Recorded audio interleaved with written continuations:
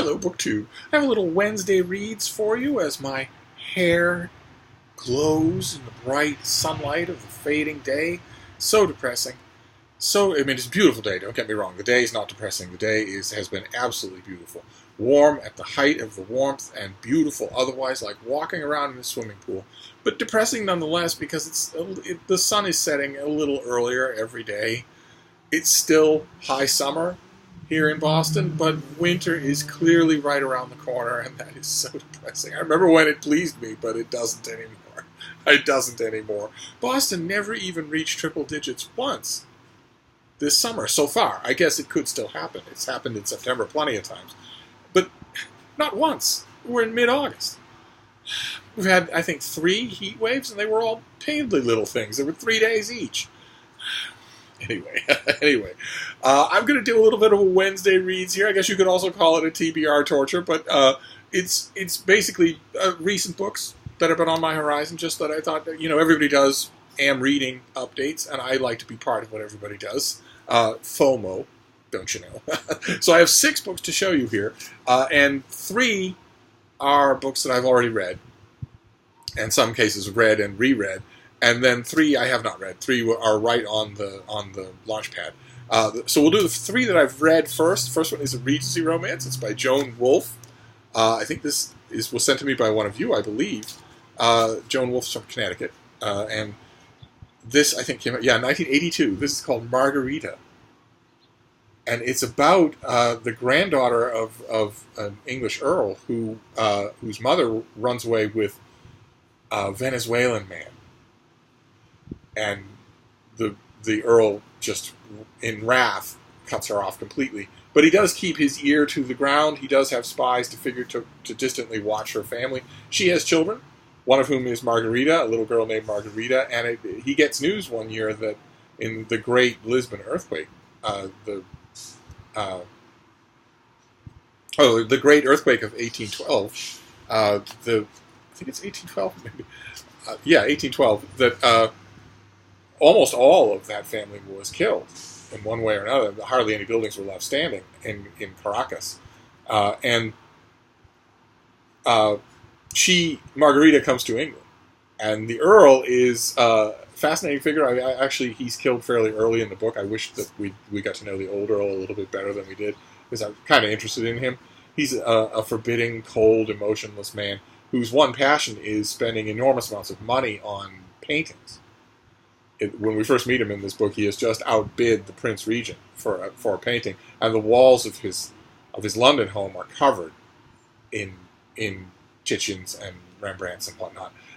And his son, Nicholas Beauchamp, who is the hero of the book, although it doesn't seem it at first, astonishingly handsome young man who is an extreme rake. He has a mistress. He is often in bed with married women, and he is at daggers drawn with his father because the Nicholas is his heir, and Nicholas is wondering whether or not the old Earl is bankrupting the estate to buy all this artwork.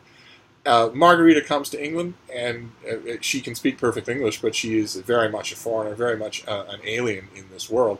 And soon after she arrives, the Duke dies in a carriage accident. And you get the sense early on here that Joan Wolfe is trending these 2 young people towards being the hero and heroine on the cover. But it seems, for most of the book, it seems utterly impossible that it will happen. It seems like Nicholas will not give up the allures of the flesh, that he simply will not do it. It's so big a part of his life, not just one woman, but a variety of them, that it doesn't seem like it will happen. And even when it does happen, even when they do marry, it still seems like he's not going to be a straightforward hero. It still seems like he's going to insist on the widest possible freedom, sexually speaking. And the sparks that fly between them, and from the middle part of the book to the end, are made all the more interesting by the fact that by that point they are friends. Not the usual thing in Regency romances at all. In most of these old Signet Regency romances, the hero and heroine barely know each other before the sparks start flying, and the sparks start flying largely because of misunderstandings that are born out of the fact that they barely know each other. In this case, that's not true. at all. And another thing that I noticed, I really like this. I can't remember how many Joan Wolfe Regencies I've read, but I really like this one. And whoever sent it to me, one of you did, I'm sure. Thank you very much. One of the other unusual things that I noticed about this, unusual even for the 1980s. In the 1980s, there were Regencies like this coming out all the time from Signet and Avon and Zebra and whatnot. And one of the things I noticed about it that was a little surprising to me was how historically contextualized it is. It's not just that earthquake, which really did happen, which really did wreak the kind of damage that the Earl is told about early in the book. It's also everything else, from British politics to British economy. At the time, all of it carefully researched. The characters talk about it without any artificiality at all. But it's rare for Regencies of this type, and it's almost utterly unknown in Regencies today. I mean, don't get me wrong. I love modern Regencies. Absolutely love their playfulness. I even love their sensual explicitness. It's often done well. These ladies really, really know how to write. But historical details? No, largely not. Largely not. Not necessarily because the authors couldn't research, but because I think they've probably wisely determined that their audience isn't all that interested. So the historical context I really liked. It was a win as a Signet Regency romance. Most of them are. And then around the same time that I finished this, I was driven to my wall of Penguin Classics. Some of you, I don't film in that room in the summer, so a lot of you new to the channel might not know what I'm talking about. In the other room, there's one whole wall that is just Penguin Classics. If I had my druthers, that whole room would be Penguin Classics, but I don't find or acquire enough of them to do it, I guess. And I also don't know where I'd put all my other favorite books. All my favorite books are in that other room. The books that I can't live without are in there, except maybe for the biographies that are all out here, because otherwise they would fill that room. But I have a whole wall of penguins in there, and it's not decorative. It's not decorative at all. Often, I end up going there. I'm trying to remember the exact chain of events. I was reading But Do Blondes Prefer Gentlemen, a collection of Anthony Burgess's book reviews, and then that sort of developed a sweet tooth in me to read collected book reviews, and Mark Richardson at Richardson Reads had sent me a big collection of Evelyn Waugh's book reviews, so I started reading through that, and the sweet tooth was just needed more and more, so I pulled down the huge volume of the collected essays of V.S. Pritchett, a British novelist who is now forgotten. I don't think he's in print at all, so I don't think anybody reads him. But his book reviews are tremendous. They're absolutely tremendous. And when I'm reading these huge book review collections, I'm noticing different strengths of different reviewers, all extremely interesting for me, because I am a reviewer. And I often wonder, I don't have enough objectivity, I think, to step back and say what my own strengths are. But I often wonder about them, and I love finding it in other people. And one of the strengths that I've noticed about Pritchett is that his book reviews really make you want to go back to the book that he's talking about. Not all of them do. I read plenty of book reviews every week, and from reviewers I really like, and I can sit back and say, well, I loved that review. Never going to look at the book, but I love the review. But some reviewers have the special talent of wanting to send you back to the book. And I was reading a piece in that gigantic volume of Pritchett on The Way of All Flesh, the novel, The Way of All Flesh, which I have never particularly loved. Pritchett clearly does. So I went, when I was done with the book and I was back in the little book room, I went to the Penguin book wall. I do all the time. I spend so much time just standing there at that wall, just communing with those books, consulting them or whatnot. I thought I'd pull down The Way of All Flesh and maybe read the introduction there, maybe read a few of the opening chapters, just to see if maybe Pritchett had opened my mind to some things in it. And I was horrified to find that I don't have a Penguin classic of The Way of All Flesh. So that needs to change. but while I was at the wall, of course, you picked down other books as well, and I pulled down this thing. I must have spent 5 hours. All told, not just standing there, but 5 hours all told, I must have spent with this. This is the Penguin Book of Renaissance verse. The date on the cover is 1509 to 1659, and this is edited by David Norbrook, and it's a great big thick thing, and it has a little bit of a misnomer at the title. This is not Renaissance verse. This is English Renaissance verse.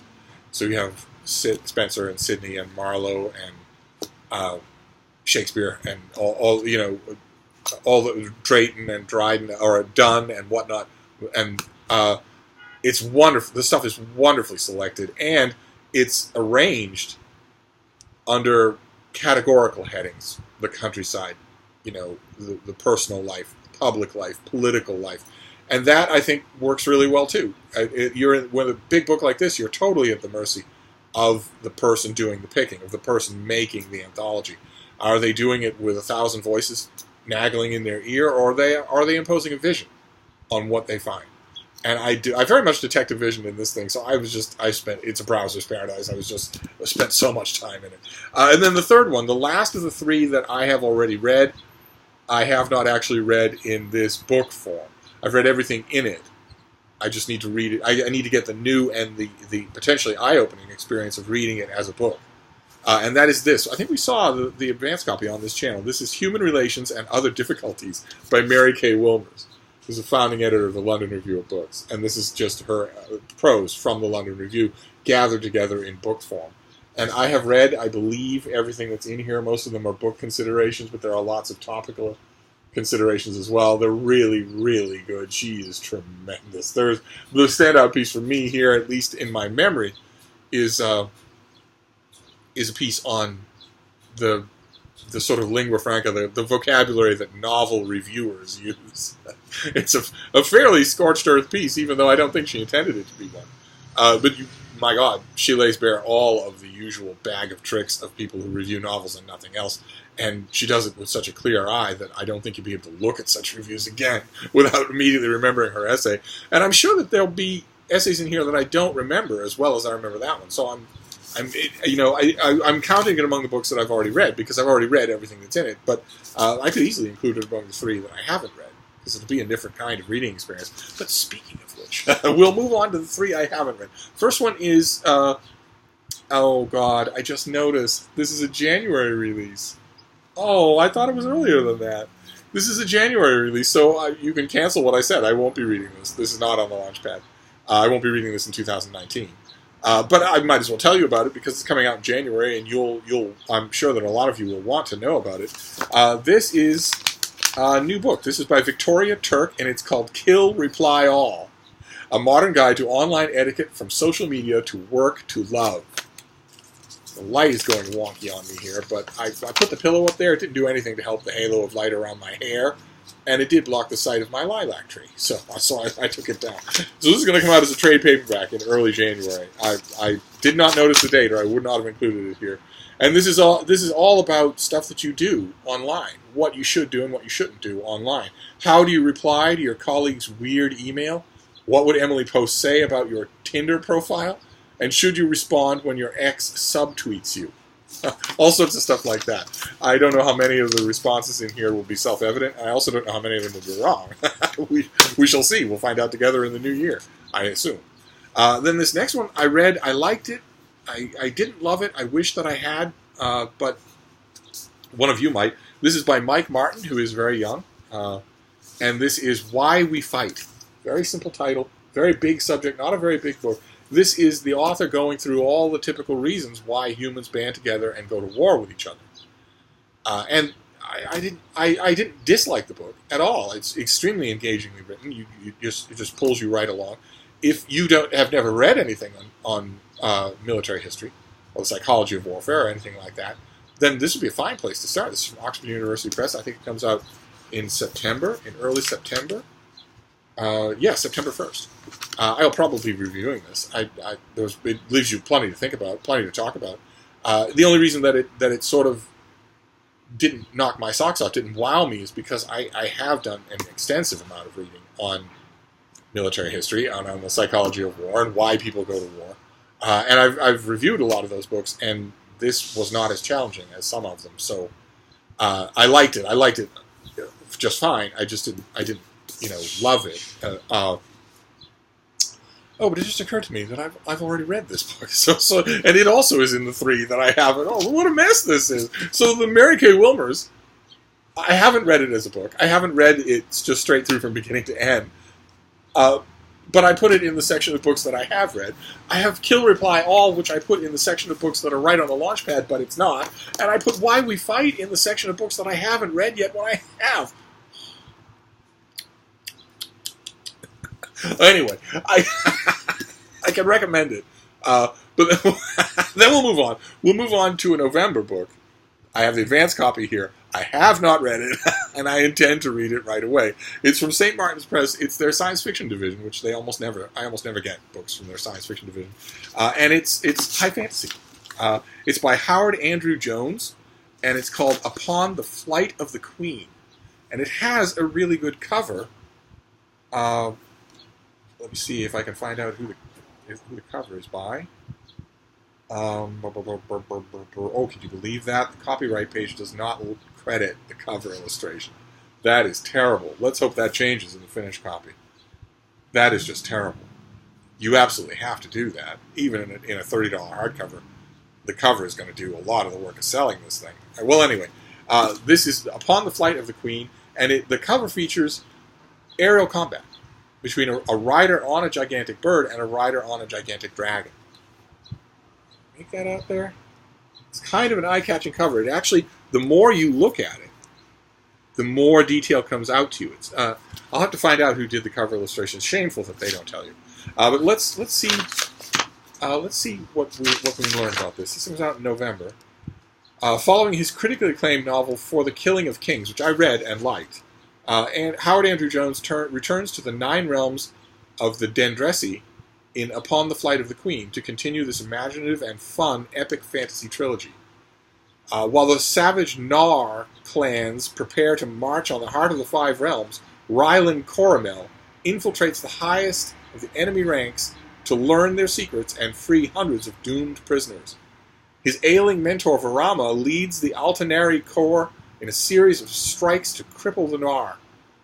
Kirkanal, Elenai, and the Kobalan Ortok ride for the storm-racked shifting lands to rekindle the alliance with the winged wizards known as the Koaye. I'm winging it on the pronunciations of all of these things. The only possible counter to the terrible noir dragons. Meanwhile, the Queen is delving further into the deeper into the magic of the mysterious Heartstones in a frantic attempt to save the realms that might just doom them all.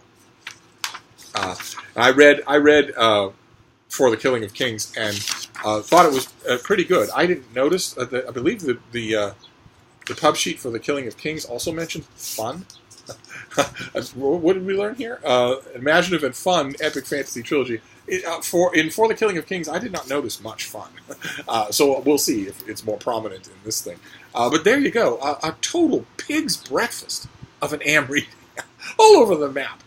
My categories meant nothing. So we have Upon the Flight of the Queen, Book 2 in a trilogy. We have Why We Fight by Mike Martin, about why humans make war. We have Kill, Reply, All by Victoria Hurt, which comes out in January. We have Human Relations and Other Difficulties by Mary Kay Wilmers. Strongly recommend. If you like reading about books, you're not going to get anyone better doing it than her. We have the Penguin Book of Renaissance Verse in a Penguin trade paperback that I've battered all to hell and gone. And we have Margarita by Joan Wolfe. An old Signet Regency romance because I read them like catnip. I pop them right down whenever I need a palate cleanser, whenever I need a breather between 2 distressing books, whenever I need an antidote to a Trump book, whenever I need any kind of thing like that, I either go to the Penguin wall or I go to my Regency romance bookcase. In this case, I did both. So there you go. I'm going to wrap this up for now before I start claiming all sorts of other wrong things. But I'll be back. I have plenty more to talk to you about, so I'll be back. Thank you, Book 2.